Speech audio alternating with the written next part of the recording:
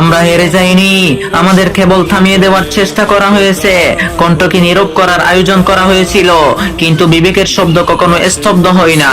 একটি ফলাফল দিয়ে ইতিহাস শেষ হয় না, ইতিহাস অপেক্ষা করে কে কতটা সত্যের পাশে দাঁড়াতে পারে, কে কতটা অন্যায়ের সামনে মাথা নত করতে অস্বীকার করে। যখন কথা বলা অপরাধে পরিণত হয়, তখন নীরব থাকাই সবচেয়ে বড় অপরাধ হয়ে দাঁড়ায়। সেই নীরবতা ভাঙতেই তো প্রতিবাদ জন্ম নেই।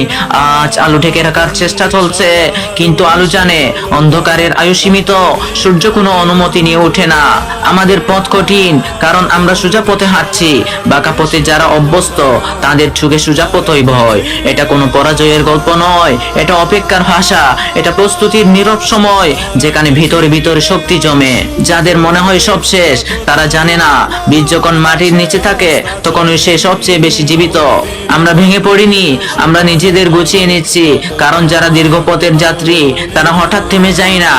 এই লড়াই ক্ষমতার জন্য নয়, এই লড়াই ন্যায়ের জন্য। আর নেই কখনো হারে না, সে শুধু সময় নেই।